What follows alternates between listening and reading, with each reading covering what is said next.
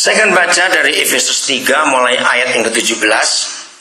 Sehingga oleh imanmu Kristus diam di dalam hatimu dan kamu berakar serta berdasar di dalam kasih. Saudara, kekristenan kita itu tidak diukur dan ditentukan waktu kita ada di dalam gedung gereja. Saya ulangi lagi, kekristenan kita itu tidak diukur atau dinilai oleh surga ketika kita ada di dalam gedung gereja. Kira-kira setuju atau tidak? Karena ini kebenaran. Kalau surga menilai kita hanya waktu kita di gereja, maka itu tidak lebih daripada agama-agama yang ada di dunia. Semua agama di dunia penekanannya waktu mereka ibadah. Justru Tuhan kita tidak. 99,90 sekian persen justru penilaian surga waktu kita di luar gereja. Katakan amin. Saudara perhatikan Tuhan Yesus sendiri. Saudara pernah tahu tidak bahwa selama dia ada di dunia, dia itu tidak pernah khotbah di bait suci. Tidak pernah. Satu-satunya peristiwa dia di bait suci yang tercatat oleh 4 Injil ketika dia umur 12 tahun. Itu pun bukan ngajar, bukan khotbah, dia masih remaja. Dia cuma diskusi dengan imam-imam kepala. Dan seluruh hidupnya dia nggak pernah pelayanan di situ. Sekali-kalinya, 2 kali dia ditulis di bait suci. Itu pertama dia lagi marah di halaman bait suci, masih ingat? Yang kedua, waktu dia mengajar persembahan dengan murid-muridnya, itu ada di pintu bait suci, di depan peti persembahan. Di sinagog juga sama. Hanya 2 kali ditulis di sinagog. Pertama di Lukas 4, waktu dia diibadat atau disodorkan kitab Yesaya. Lalu yang kedua waktu dia menyembuhkan perempuan yang bongkok itu. Berarti saudara, 99,99% aktivitas Tuhan Yesus di luar sistem agama.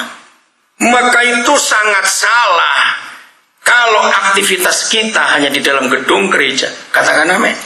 Itu sangat salah. Firman yang baru kita baca jelas. Sebuah pohon itu tumbuh bukan karena bibitnya saja. Kita dapat benih yang unggul, tetapi kita salah tanah, benih unggul pun gak jadi. Betul tidak? Karena tanah yang penting. Nah, menurut ayat ini, saudara dan saya berakarnya dan berdasarnya di mana? Coba baca lagi. Di mana kita berakar dan di mana kita berdasar? Ayo baca. Yuk, kelihatan jelas itu ayat 17 kok. Di mana? Nah, saya kalau khotbah itu ngajar, jadi saya minta saudara interaksi. Ya, karena saya baru pertama kali ke gereja ini, jadi mungkin saudara belum kenal cara saya ngajar. Jadi saya minta interaksi, semuanya diam. Saya kalau khotbah tidak cuma terus pulang, enggak. Saya harus melihat saudara ngerti. Begitu mata saya akan keliling terus melihat. Karena saya seorang guru, mata itu bisa menentukan dia ngerti atau tidak. Oke, jadi begitu kalau saya mengajar, saya nggak mau ada orang terhalang. Mau dari tadi yang ibu di sana terhalang, ibu bisa geser nggak bu? Yang duduk, ya coba maju. Ada berapa orang? Oh, ada satu lagi pakai sepatu, coba maju. Kalau tidak, oh susah mindahin kursi ini, susah ya, terlalu berat nanti itu. Oke, ya sudah semuanya baik. Jadi kalau kita ini tanaman dan tanah yang kita hidupi itu namanya tanah kasih. Berarti pohon hidup kita hidupnya karena apa? Karena kasih. Dan kita bisa bayangkan kalau itu karena kasih, maka pohon kita nggak mati-mati. Amin. Pohon kita nggak akan mati-mati. Hidup terus. Masih ingat Mazmur 1? Kita yang berharap Tuhan, yang cinta firman-Nya, merenungkannya siang dan malam, kita seperti apa? Pohon yang ditanam di tepi aliran sungai. Nah, seperti itu. Udah, jadi oleh imanmu Kristus itu diam di dalam hati kita. Sebuah pohon itu ditentukan oleh inti bijinya. Maaf yang belajar biologi pernah tahu ada inti biji. Kalau kita belah sebuah benih, maka ada kehidupan di dalam situ. Iya atau tidak, saudara? Nah, maka itu proses alamiah ini luar biasa. Biji sehebat apapun, benih sehebat apapun, jangan disimpan. Dia nggak menghasilkan apa-apa. Benih itu, biji itu harus diapakan? Ditanam, artinya mati. Betul? Maka itu seluruh konsep kekristenan adalah mati. Baca Bible, surat-surat Paulus, dari kitab Galatia, kitab Filipi, kitab Kolose, mati. Sebab kamu telah mati. Sebab kamu telah, itu berkali-kali. Maka itu ketika banyak perpecahan gereja, nggak cocok sedikit, tersinggung, pisah, buka gereja baru. Saudara, itu bukan jawaban dengan buka gereja baru itu. Kenapa? Karena selama kita masih bisa tersinggung, berarti kita belum pernah mati. Amin. Satu-satunya bukti kita sudah mati, nggak pernah tersinggung. Amin atau aman? Aman, jangan aman dong. Bubar nanti Pak. Oke. Saya beri bukti, contoh begini ya. Ini ilustrasi. Saya percaya semua kita pasti pernah melayat ke rumah duka dan kebetulan peti belum ditutup. Saya beri ilustrasi. Pas itu misalnya saudara datang dengan teman saudara. Nah, teman saudara aja ini nggak kenal keluarga yang meninggal. Baik yang meninggal pun dia nggak kenal, yang kenal sama saudara. Begitu. Sampaikan biasa penghormatan kalau peti belum ditutup. Kalau nggak takut nggak kita ngeliat jenazahnya, bukan? Nah, waktu ngeliat jenazahnya dan kebetulan keluarga yang meninggal itu lagi jauh-jauh dari peti itu karena terima tamu. Nih, begitu saudara berdua sampai di depan peti, saudara sih nggak ada reaksi apa-apa karena sudah kenal. Ternyata teman saudara ini belum kenal. Begitu dia lihat jenazah itu otomatis komentar, "Ih, jelek bener orang ini." Misalnya, tahu-tahu dari dalam peti ceplok nempeleng dia. Jangan dikubur. Kenapa jangan dikubur? Belum mati. Kok tahu belum mati? Bukan karena nempelengnya salah. Nah itu dia karena tersinggung. Lu sudah mati, diomongin jelek kok marah. Ini belum mati namanya.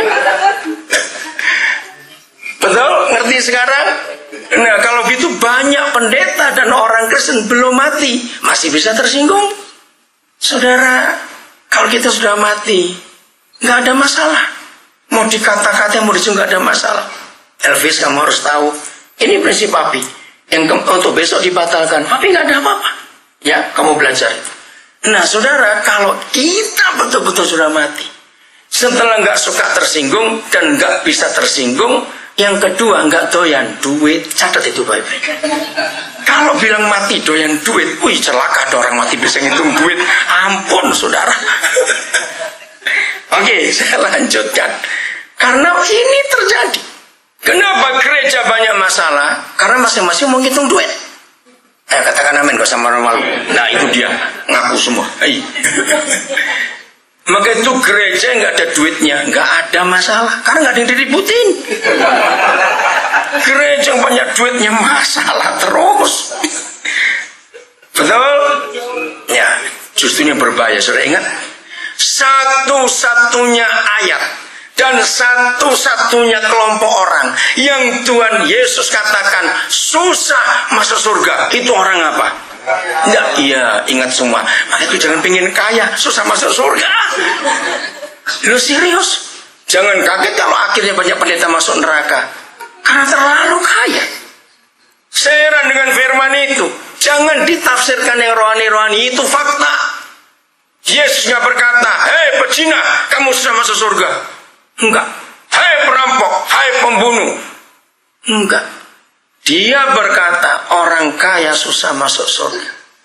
Lalu apakah harus miskin? Tidak juga. Nanti saya akan uraikan di beberapa bagian. Tapi sebagian itu. Bagaimana orang kaya kok susah masuk surga? Dengar kasus ini. Satu hari ada satu keluarga kaya raya membawa salah satu anggota keluarganya ke dokter karena sakitnya aneh. Bersamaan dengan itu ada keluarga miskin membawa satu anggota keluarganya juga ke dokter. Ternyata dua pasien ini diagnosanya sama, kanker stadium 4. Jawab pertanyaan saya, dari dua keluarga ini mana yang lebih berharap Tuhan? Cepetan, jangan lama-lama. Yang kaya Singapura langsung besok berangkat karena uangnya ada. Tidak dosa berobat ke Singapura, tidak. Tapi inilah fakta. Ternyata orang miskin lebih mudah berharap Tuhan.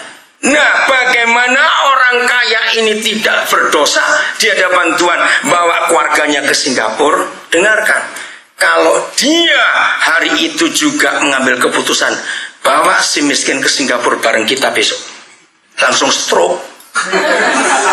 Maaf saudara, dengar ini baik-baik. Serius, gereja tidak pernah mengajar kebenaran ini. Egois, hanya untuk diri sendiri terus. Maka itu orang kaya susah masuk surga karena berharap uangnya lebih banyak berharap kepada Tuhan. Saudara, ini fakta.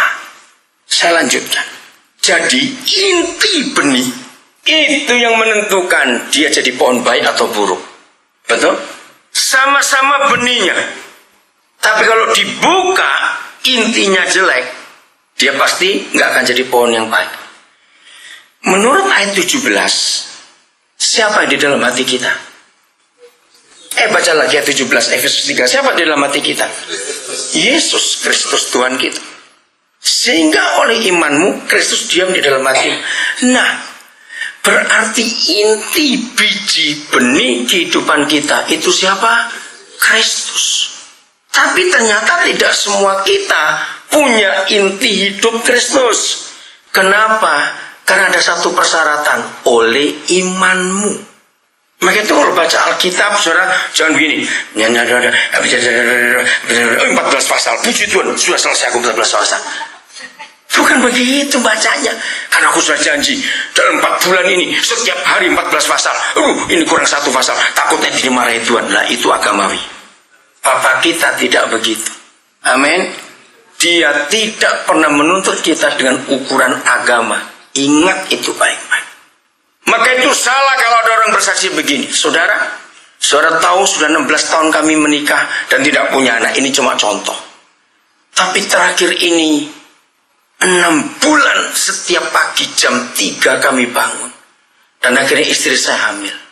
Saudara, papa kita tidak seperti itu. Kalau kita dapat apa-apa karena usaha kita, apa bedanya kita ke Gunung Kawi? Betul? Kalau apa-apa kita dapat karena usaha kita, bagaimana orang miskin nggak bisa buat apa-apa? Ngerti nggak hukum ini, saudara? Saudara, setelah saya berpuasa sekian hari dalam sebulan dan dalam 6 bulan ini, akhirnya kami bisa beli rumah di Pondok Indah. Maaf, papa kita bukan Tuhan yang suka terima suap perbuatan. Setuju?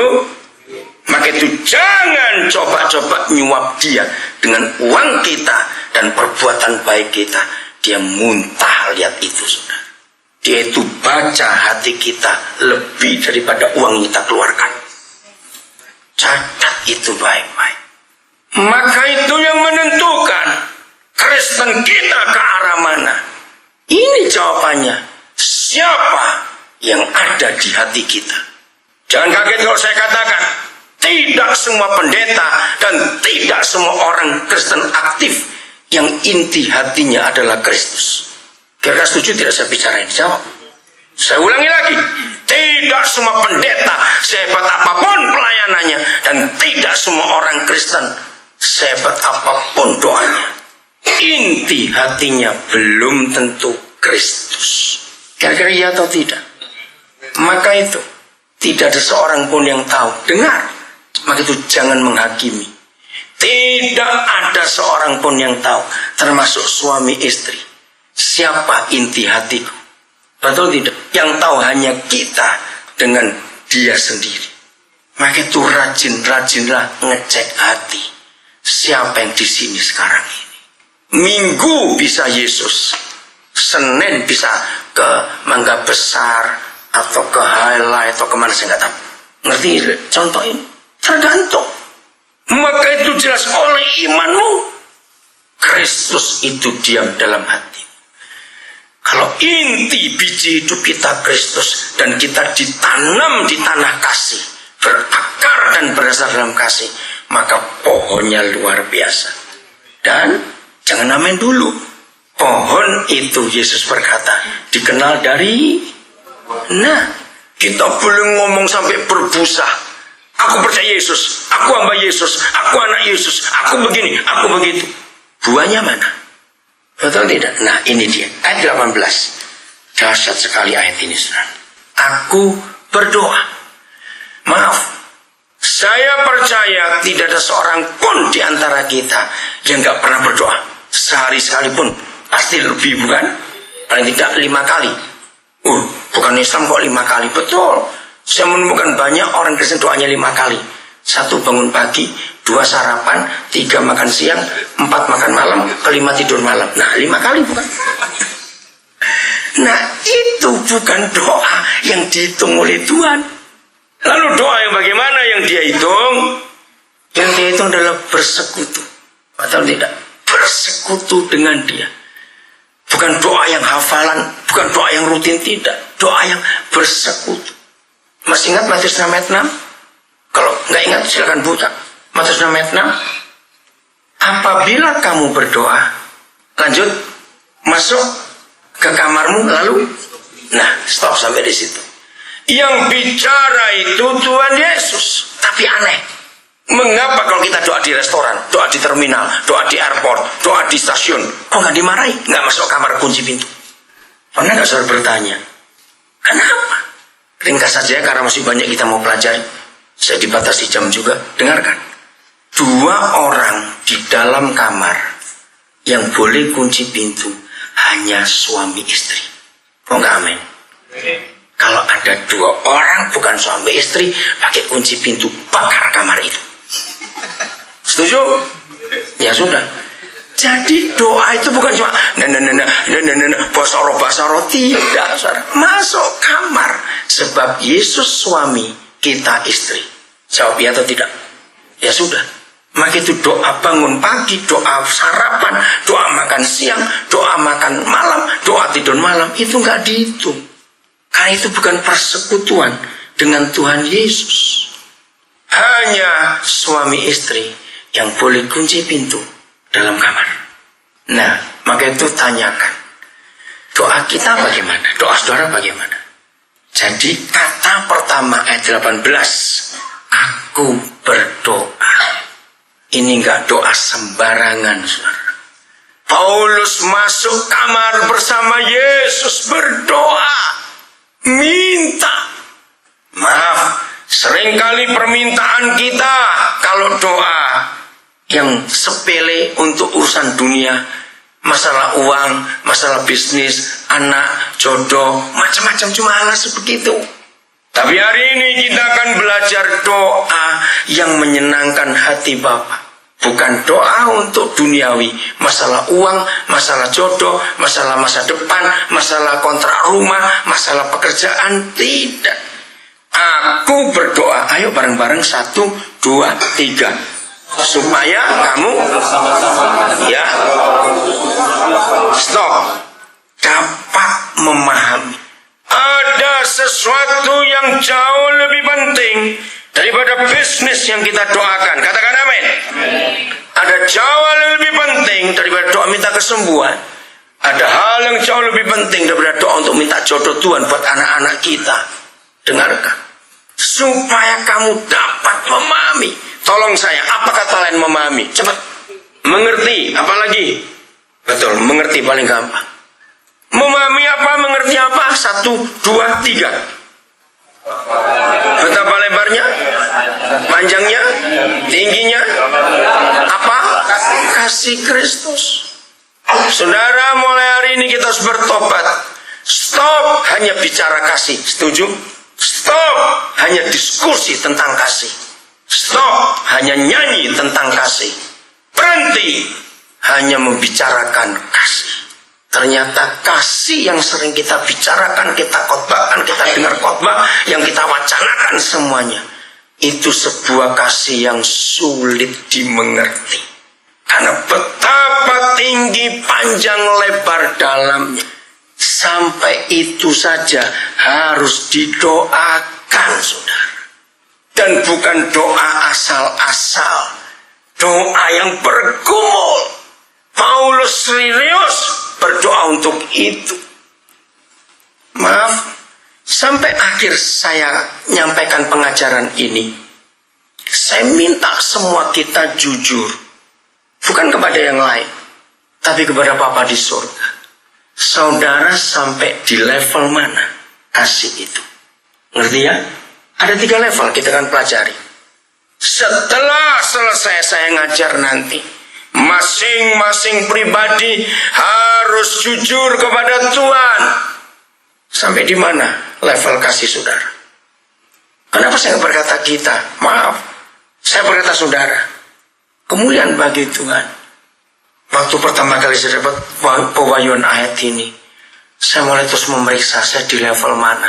Saya terus berusaha. Maka itu setelah kita selesai dengar pengajaran ini, saudara harus jujur pada diri sendiri. Katakan kepada Papa, di level mana saudara? Ternyata kasih itu sulit difahami. Kenapa? Memang sulit. Ngeri sekali kalau saudara tahu. Ayat 2:19. Masih dalam konteks doanya. Karena ini sambungan. Dan dapat apa? Mengenai kasih itu stop. Saya kaget. Saudara, saya dapat pewahyuan ini itu akhir tahun 70-an. Lalu konsep saya berubah awal 80-an. Setelah memahami, maka Tuhan menyuruh Paulus minta supaya kita dapat apa? Mengenal. Nah, beda bukan? Mana lebih dalam, memahami atau mengenal? Jelas mengenal. Tapi saudara akan kaget, saudara. Kalau toh kita sudah mengenal, ternyata itu belum cukup. Bayangkan apa saya nggak nangis waktu itu. Terus mau sampai di mana? Saya pikir sudah cukup kalau saya sudah bisa mengenal kasih itu. Kenapa? Baca kalimat berikut. 1, 2, 3. Sekalipun yang stop dulu.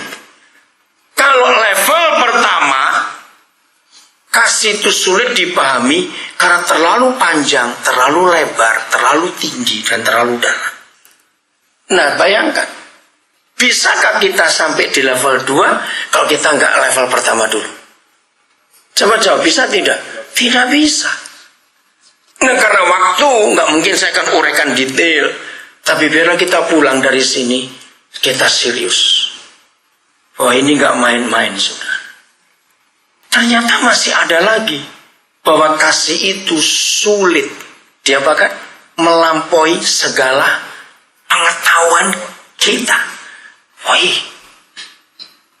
Maka itu bukti yang nyata bahwa kita belum sampai ke level ini. 2 saya tunjukkan. Jujur, selama gereja masih ada orang tersinggung, pecah, bentrok, marah, kita belum sampai kasih itu. Yang kedua, dalam keluarga, suami istri kita nggak boleh munafik. Mengapa banyak anak-anak aktivis nggak mau ikut ke gereja dengan papa mamanya? Maaf, jangan tersinggung dulu. Menurut saudara banyak atau sedikit anak-anak aktivis gereja nggak mau bareng ke papa mamanya ke gereja? Jawab banyak, salah sedikit yang nggak mau ikut. Banyak. Pernahkah saudara tahu rahasianya? Saya coba cari rahasia itu berapa banyak tahun yang lalu. Rahasianya simple. Ternyata papa mama aktivis ini munafik. Di luar rumah dan di rumah beda kelakuannya. Kalau di rumah rajin bertengkar 2 orang itu. Anak sampai enak melihat papanya bertengkar terus. Tapi kalau keluar rumah gandengan, rukun, anak muntah lihat pemain sinetron kurang ajar 2 orang ini, saudara. Catat itu baik-baik. Satu-satunya hal anak tidak respect pada orang tua ketika kita munafik. Kelakuan kita di rumah dan di luar rumah beda. Apalagi kalau anak-anak melihat di gereja orang tuanya kayak malaikat, dihormati kiri kanan, anak makin muntah-muntah. Katakan amin. Maka itu langsung datangi 2 orang itu. Kalau anak mereka tidak mau segereja, kamu ngapain di rumah? Sampai anak-anak nggak mau ikut kamu. Jangan main sandiwara. Kalau kita sudah sampai di level ini, rumah tangga kita harmonis, katakan amin. Jarang ada pertengkaran, karena kasih ini luar biasa. Logikanya, makin tahun usia pernikahan kita, logikanya makin kenal, bukan? Lu betul enggak? Ya terlalu kalau makin tahun nggak makin kenal, terus ngapain di rumah itu? Logikanya jawab ya atau tidak? Ayo, maka itu tolong para gembala, cara mengembalakan jemaat, jangan cuma lihat waktu ke gereja, tanya anak-anaknya. Om tanya ya, jujur. Dan kalau kamu jujur, nggak akan kasih tahu papa mama. Ajari anak-anak gitu. Kalau seminggu berapa kali papa mama berantem? Tanya anak-anaknya, saudara. Yakinkan mereka bahwa kita nggak akan bocor mulut kepada orang tua. Setuju nggak saya berkata ini? Supaya kita nggak jadi orang munafik. Maka itu aneh kalau makin panjang usia pernikahan kita, makin nggak kenal, suka ribut. Ada apa ini dua orang? Jujur, berapa tahun kita menikah? Jadi nggak cukup hanya memahami yang betapa tinggi, lebar, dalam, panjangnya, nggak cukup. Dia berdoa lagi supaya kita mengenal kasih itu sekalipun melampaui segala pengetahuan. Memang itu kasih yang sulit dimengerti. Saya harap setelah kita mengerti firman ini, saya akan melihat betapa banyak gereja kacau karena hal ini yang dilanggar, saudara. Nomor 3, dia ngomong apa lagi masih ayat 19? Aku. Nah, doa lagi. Bayangkan doanya meningkat. Doa apa? Lanjutkan. Aku berdoa supaya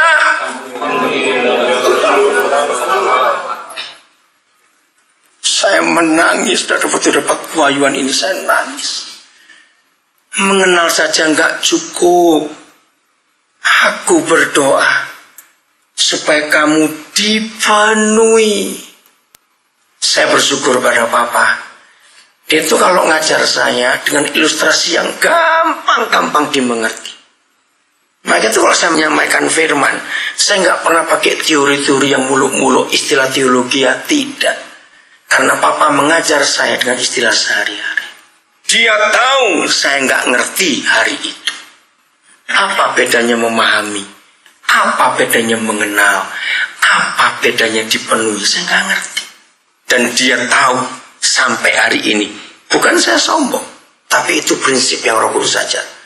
Dalam belajar Alkitab, saya tidak pernah pakai buku pembantu yang lain kecuali Alkitab itu sendiri di dalam berapa bahasa.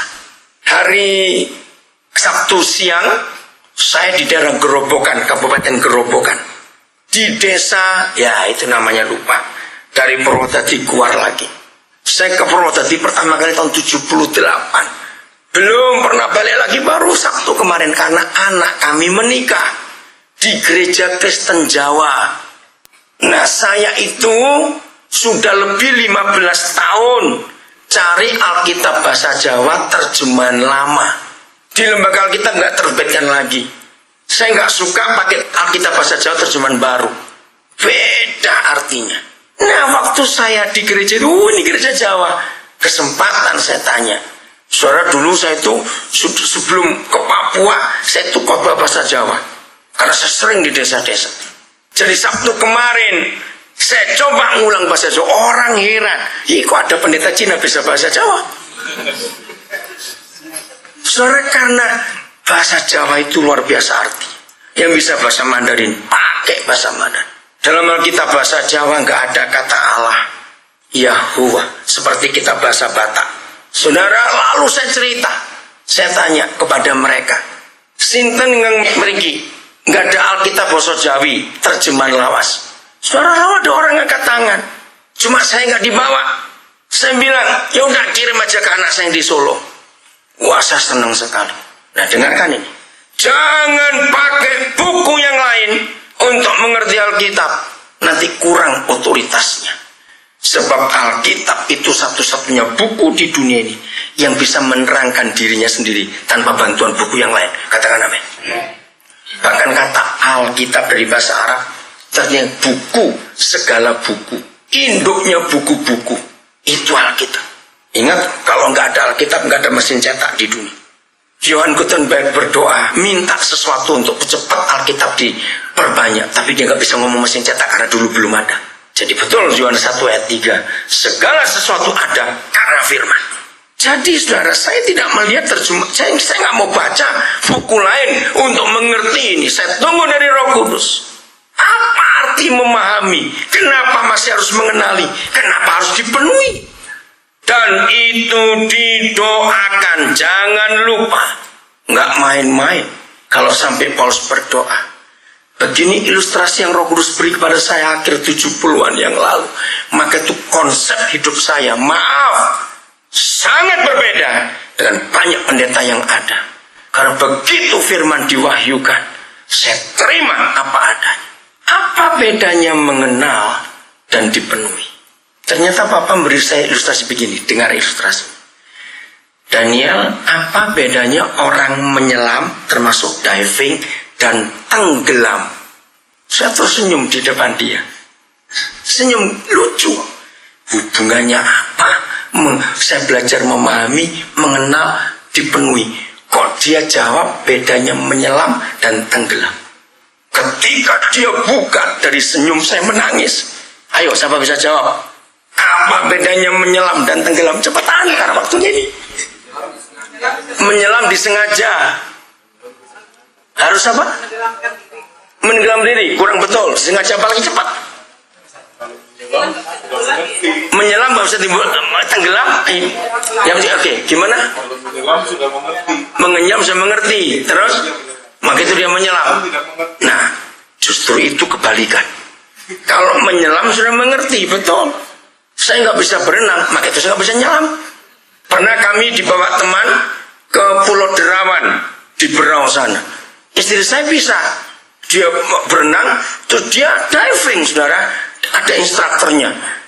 Dia cuma ngeliatin dari atas.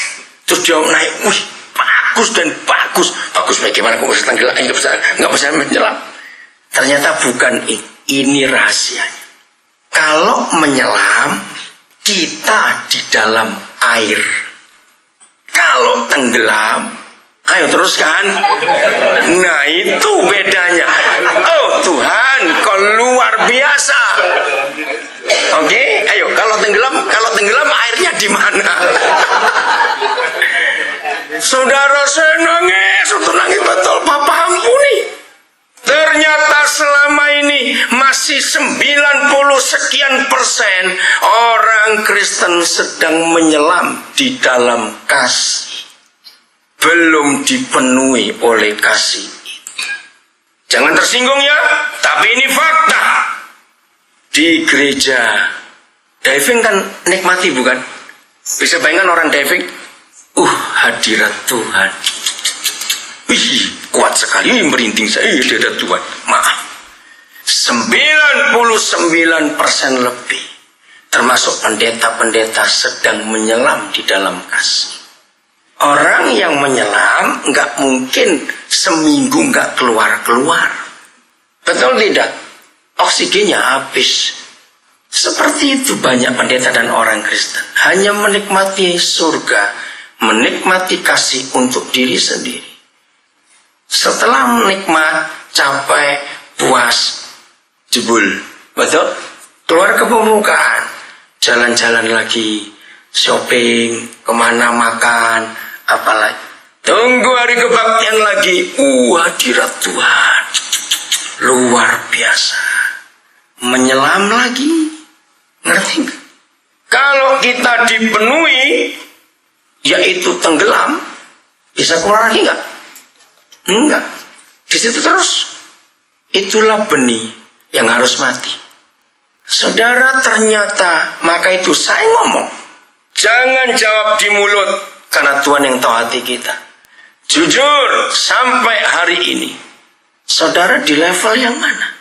Dengan kasih itu tadi. Maka itu masih sedikit orang Kristen yang bisa membagikan kasih yang sulit dimengerti itu tadi. Saya tanya begini. Begitu saudara mendengar kata kasih, kata pertama yang otomatis muncul di benak kita itu kata apa? Kasih. Ya apa? Memberi. Dari mana ngomong tadi? Oh, di belakang. Maria. Oh, itu tangan buat Maria, hebat. Ya, karena dia baru beli tiket untuk saya kemarin. Betul, saudara. Begitu kita mendengar kata kasih, lagi sekali apa yang keluar pertama? Memberi. Maka itu sehebat apa pelayanan kita, sehebat apa doa kita, kalau memberinya kurang, kita baru menyelam di dalam kasih itu. Kasih itu belum memenuhi kita. Kalau saudara masih hitung-hitungan dengan Tuhan, berarti saudara belum tenggelam. Kenapa? Kalau untuk anak, untuk istri, untuk diri sendiri nggak pernah hitung-hitungan. Maka itu betul tadi, orang kaya bisa masuk surga. Kalau dia sakit bisa dibawa ke luar negeri, maka dia harus cari orang sakit yang sama dan bawa ke luar negeri. Ke dokter yang sama, ke rumah sakit yang sama. Amin kan semua cepat supaya ini kebenaran. Nah, supaya nggak diakui, supaya nggak ditolak di surga, kalau pelit, ya udah tunggu aja mati di situ, jangan dibawa kemana-mana. Oh, nggak ada yang amin. Ngerti nggak hukumnya itu? Itu hebat. Istri saya pertama menikah dengan saya di Twitter. Suatu hari itu pertama kali menikah, saya dapat hadiah 2 celana 2 baju. Begitu sampai rumah, saya keluarkan 2 celana 2 baju saya. Loh, mau diapain? Kasih orang. Loh, kenapa? Saya lupa cerita dia. Ini prinsip saya hidup. Karena hari ini saya dapat 2 baju dan 2 celana, maka 2 baju yang lama dan 2 celana lama harus keluar. Dia heran. Oh, begitu cara kamu hidup ya. Saya dikasih orang arloji yang mahal-mahal. Maka itu saya tuh paling gak suka kalau dikasih orang, saudara. Takut salah, gak dipakai salah, dipakai salah. Lah ngapain tangan cuma 2? Harus pakai jam 4. Kan orang gila dong. Ya saya kasih orang, ngapain? Iya toh. Kenapa Elvis tertawa kamu? Bener, saudara. Orang sering kasih saya cincin. Saya bingung juga mau dipakai di mana. Maka itu, nanti kalau ketemu lagi yang tanya, lu mana saya kasih? Aduh, itu paling gak enak buat saya. Saya lebih gak usah ngasih, diberi ditanyain. Sepatu juga begitu. Itu saya pakai sampai hari ini. Kalau saya bisa diundang orang makan yang segitu mahal, saya akan cari orang yang belum pernah makan mahal itu untuk saya bayari ke tempat yang sama. Sampai hari ini saya pakai itu. Saksinya bukan cuma istri saya, tapi anak-anak kami yang lain. Mereka melihat. Ayo, amin atau aman? Cepat jawab. Oke? Bagi saudara yang belum tahu, saya mau saksi saja. Di antara banyak hobi saya untuk pekerjaan Tuhan, salah satu yang buat orang bingung adalah saya tuh hobinya beli rumah, saudara. Serius. Dan kalau saya beli rumah bukan kami yang tinggal, tapi banyak orang nggak punya rumah, kami suruh tinggal. Dan rumah itu nggak bayar kontrak, kamu tinggal. Tanggal 4 hari Senin yang lalu, tanggal 3 Oktober, saya baru tanda tangan. Itu rumah yang ke-9 yang tahun ini saya beli. Notarisnya hafal betul. Kalau saya datang ke notaris itu, oh Pak Pendeta lagi, beli rumah lagi Pak? Iya. Dan tidak ada satupun yang atas nama saya. Ini yang penting. Tidak ada satupun yang nama istri saya. Begitu orang heran, sudah. Hari Sabtu minggu yang lalu, ada 8 rumah kebakaran di Nabire karena trafo PLN meledak. Dari 8 keluarga, 1 keluarga yang kami kenal. Langsung kami tampung di rumah yang kami baru beli. Tinggal, sampai kapan? Saat kamu bisa bangun rumah. Mereka heran. Di Gorontalo saya punya rumah, di Manado saya punya rumah. Di banyak tempat. Kenapa? Saya ingin membuat orang bisa berkata, aku pulang. Aku pulang. Kalau orang bisa berkata, aku pulang karena kita. Ingat, Lukas 15. Pulang, pulang anakku pulang. Saudara, itulah kasih. Kami gak punya anak kandung. Kami gak minta juga. Kami pun gak kecewa dengan Tuhan. Kami puas. Tuhan berikan kami anak-anak. Dan kami sekolahkan mereka. Saya nyekolahkan anak sejak tahun 81. Waktu itu persembahan saya di gereja masih 250.000 rupiah. Tahun itu. Tapi saya bisa nyekolahkan orang. Kalau dihitung kemuliaan bagi Tuhan, tepat jumlahnya saya nggak tahu. Sampai lupa juga saya takut, nggak berani ngitung biar Tuhan yang tahu. Sampai hari ini saudara, kira-kira 300 sekian puluh anak yang lulus S1 dari tangan saya. 39 yang S2. 4 yang S3. S3 terakhir keempat baru lulus 27 September yang lalu. Baru berapa hari ini. Dia anak Dayak asli dari suku Kenyah, dari kampung Long Pujungan. Dan dia adalah doktor pertama. Saya bangga waktu dia lulus. Dan saya akan terus nyekolahkan orang. Setiap tahun pasti ada. Untuk kami lepas jadi guru semuanya. Jangan salah ngerti. Itu bukan sekolah teologi. Tidak. Semuanya sekuler. Saudara, ayo kita buat itu. Kami dirikan 34 sekolah di Papua. Di 9 kabupaten, 2 provinsi. Dan 80% itu sekolah gratis. Saudara. Pemerintah dan masyarakat sangat berterima kasih kehadiran kami jadi berkat buat mereka. Jadi uang saya banyak diberi Tuhan. Tapi nggak saya kumpulkan. Selalu mengalir keluar.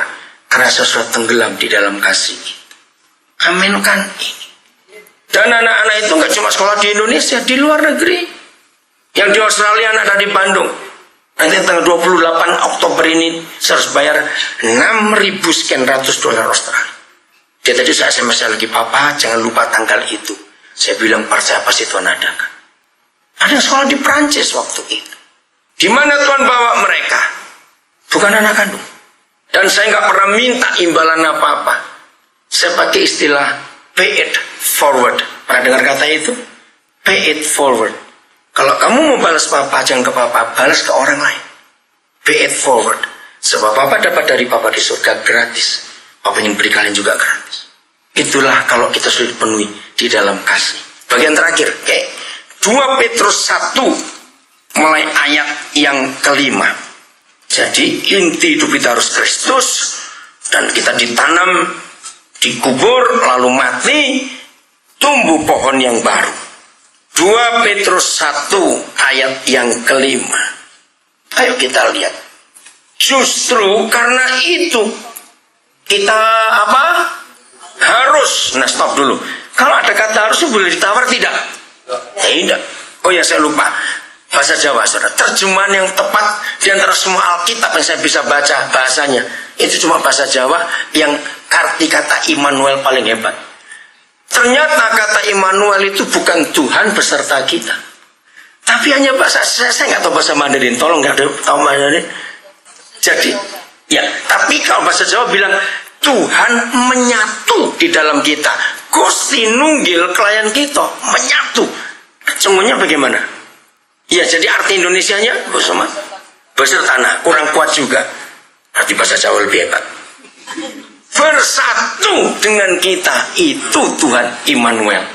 Hebat sekali. Oke, saya lanjutkan. Justru harus karena itu kamu harus dengan sungguh-sungguh. Bagaimana? Nah, ini 3 kata nggak boleh digabung dalam tata bahasa. Sudah harus, sudah ada sungguh-sungguh, ada berusaha lagi. Ngerti nggak? Nggak boleh dalam tata bahasa. Cukup satu, harus ya sungguh-sungguh. Berusaha ya sungguh-sungguh, yaitu harus. Tapi ketika Petrus diurapi Roh Kudus untuk mengajarkan kepada gereja bahwa kita nggak boleh main-main dengan iman kita. Justru kamu harus bersungguh-sungguh berusaha untuk apa? Baca. Ya, menambahkan apa? Kepada imanmu apa? Kebajikan. Dengar dulu. Semua hidup kita dengan Bapa di surga, startnya apa namanya? Garisnya apa? Masuk lupa baru baca. Iman. Lo betul enggak? Semua start, semua perjalanan hidup kita dengan Bapa di surga harus dengan iman. Itu nggak bisa tanpa itu. Nah ternyata setelah kita punya iman saudara, nggak boleh berhenti sampai situ. Lanjutkan.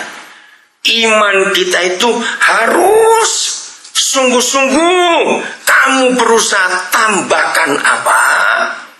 Kebajikan. Oke. Saya tanya kepada saudara. Dengarkan kalimat ini. Salah atau benar kalimat ini? Saya berbuat bajik untuk diri saya sendiri. Salah atau benar? Loh kok salah? Di mana salahnya? Ayo cepat. Kenapa salah? Lah yo, kenapa ya? Bukan, saudara, kata bajik atau kebajikan itu tidak boleh untuk diri sendiri. Juga, bolehkah kita berbuat bajik untuk keluarga sendiri? Tidak juga. Kata kebajikan harus, sudah begini maksudnya, kata harus keluar, bukan ke dalam. Maka itu kalau saudara dengar ada hamba Tuhan saksi, saudara, saya baru dikasih apartemen 1. Harusnya tanya, siapa yang pakai? Mertuaku. Loh, mertua udah berapa? Kan sudah punya rumah 1, saya mertua. Lu ngerti nggak pertanyaan itu? Saya diberkati Tuhan banyak rumah. Bukan kami yang tinggal, orang-orang susah yang tinggal. Sebelum Tuhan berkata stop untuk beli rumah, saya akan stop. Serius saya buat itu. Karena kasih itu tadi, kebajikan. Setelah iman harus sungguh-sungguh berusaha, kebajikan ditambah apalagi dari kebajikan cepat. Pengetahuan. Kira-kira pengetahuan itu apa? Maka itu jangan diputus-putus ayat ini. Yaitu bukan pengetahuan supaya sekolah tinggi jadi pinter, bukan. Artinya pengetahuan, jadi ini sambung terus. Kebajikan karena dari iman. Nah, pengetahuan untuk punya knowledge berbuat bajik kepada banyak orang supaya nggak dibohongin orang. Katakan amin. Setelah tambah pengetahuan harus sungguh-sungguh berusaha ditambah apa? Apa? Apa itu penguasaan diri? Roh Kudus ngajar saya luar biasa. Saudara tahu nggak? Begitu kita berbuat bajik dan pengetahuan kita bertambah untuk nolong orang, Papa nggak akan tinggal diam. Dia beri kita lagi. Amen. Nah, jangan amen dulu. Sebab setelah dia beri, harus ada penguasaan diri supaya nggak pelit. Yaitu apa? Harus terus memberi. Maka itu ditambah apa? Tekun. Tekun itu kata lainnya apa? Rajin. Rajin apa? Nah, itu dia pintar-pintar sekarang di sini. Hebat. Nah, maaf. Bukan cuma pengetahuan, melakukan tidak dalam memberi. Saudara, berapa teman pengusaha yang lihat hidup saya, mereka itu berkata begini. Orang manggil saya itu koden biasanya. Mungkin hanya koden. Orang yang bisa membuat Tuhan itu segen dan sungkan kalau nggak memberi. Serius, saudara. Berapa kali saya pergi dengan pengusaha, terus mereka kasih amplop, belum saya buka, ada telepon, ada anak yang sana perlu. Terus saya bilang, maaf, ini tadi jumlahnya berapa? Orang sudah tahu betul. Aduh, pas ada yang perlu. Langsung saya tulis nomor rekeningnya anak itu. Boleh nggak supirmu suruh ke bank sekarang ditunggu? Itu berkali-kali saya lakukan. Kenapa orang sampai heran? Sebab saya pakai prinsip hidup terima kasih. Tahu arti terima kasih? Setelah diterima, jombok emplok dewe ya, goblok. Awas kamu. Terima kasih, terima kasih. Terus sampai hari ini, saudara. Maka itu betul kata pengusaha itu, hanya kode yang bisa buat Tuhan sungkan kalau nggak memberi. Karena saya tekun dalam menolong orang sampai hari ini. Hari Minggu itu saya tuh sampai batal ke perkawinan anak teman-teman baik di Nabire ini. Aduh, kan ada tamu orang Hindu, Pak Made, dia polisi di Nabire. Dia pertama cuma ingin tanya, apa betul Pak Daniel punya anak namanya ini di pasar Kalibobo jual ini? Iya betul. Yang benar Pak itu anak. Iya. Nah, orang ini mau urusan bisnis dengan Pak Made ini. Terus ngomong-ngomong, siapa referensimu? Oh, bapak saya. Siapa? Pak Pendeta Daniel Alexander. Ini kan marah, ngawur kamu. Dia Cina, kamu Bugis, kok bisa anak bagaimana? Dia pendeta, kamu Islam, kok bisa anak bagaimana? Betul Pak, dia itu bapak saya. Dia nggak percaya, dia datang ke rumah saya khusus ingin tanya. Dia kaget. Jadi Pak Pendeta nggak cuma ngurus orang Kristen, tidak. Orang Hindu saya urus, orang Buddha saya urus, orang Islam saya urus. Pak, buat saya hidup itu cuma sekali. Pokoknya dia orang, saya akan urus. Dia tertawa seperti itu. Betul, asal orang Pak, saya akan urus. Saudara, Itu yang saya pakai untuk hidup sampai hari ini. Tadi saya dalam perjalanan ke sini saya dapat SMS dari Nusa Kambangan. Ada 2 narapidana binaan saya sedang sakit. Saya bilang nanti habis ibadah saya akan telepon ke pengurusnya sana. Mau dokter mana? Berobat apa? Jadi saya ngurusi orang penjara cukup banyak. Di penjara Kedung Mundu Semarang ada 2 orang hukuman mati sudah turun jadi seumur hidup. Saya sudah ketemu Aheng, pabrik ekstra bosok-bosok besar itu. Saya sudah ketemu Gunawan Santoso yang bunuh mertuanya sendiri dari Sabah. Mereka sudah mengalami zaman Tuhan yang luar biasa. Lanjut, berapa tadi? Iya, setelah ketekunan, sungguh-sungguh tambah apa? Saleh. Jadi kata Saleh tetap takut akan Tuhan. Katakan amin. Tetap takut Tuhan. Jadi dari iman tambah kebajikan. Kebajikan, pengetahuan. Pengetahuan kasih diberkati ketekunan. Ketekunan tambah kesalahan. Hidup takut akan Tuhan. Jangan sombong. Karena makin memberi, makin diberkati. Berarti orang itu makin kaya. Saya makin kaya. Tapi tetap kelihatan bahwa kekayaan saya bukan di gedung ini, gedung itu. Istri saya pun, saudara, dia nggak suka pakai gelang, pakai anting, kalung itu nggak suka. Pakainya biasa saja. Saya bersyukur. Maka itu yang belum menikah, saya anjurkan carilah istri yang bisa diajak miskin. Surga panjang umur nanti. Nggak mau. Maka itu cari. Oh, yang sudah menikah nggak boleh cari lagi, cukup. Saya salah ngomong lagi. Oke, lanjut. Lanjut. Loh, istri saya mau diajak miskin. Luar biasa dia. Nanti di ayat 6 ya. Nah, itu menjelang akhirnya, saudara. Setelah kesalehan, maka kamu harus sungguh-sungguh berusaha menambahkan apa? Kasih akan saudara. Nah, itu untuk kita. Muaranya, ini yang terakhir. Karena setelah itu selesai. Saudara, muaranya kemana? Baca sama-sama. 1, 2, 3. Kasih akan saudara-saudara, maka kamu harus sungguh-sungguh berusaha menambahkan apa? Ayo, kasih akan semua orang. Siapa itu semua orang? Yaitu pokoknya orang, itu tadi saya pakai. Pokoknya orang. Amin. Pokoknya orang, katakan itu. Loh, nggak ngomong. Pokoknya orang, ngomong. Pokoknya orang, tolong dia. Jadi supaya orang kaya nggak masuk neraka, ya lakukan ini. Amin. Kita nggak cuma menyelam di dalam kasih, tapi harus tenggelam di dalam kasih. Dengan cara ini semua orang akan percaya Yesus. Ini klimaksnya. Amin. Semua orang akan percaya Yesus. Maka itu jawab dalam hati di hadapan Papa, aku di level yang mana? Tuhan memberkati kita semua. Saya akan baca dari Efesus 3 mulai ayat yang ke-17. Sehingga oleh imanmu Kristus diam di dalam hatimu dan kamu berakar serta berdasar di dalam kasih. Saudara, kekristenan kita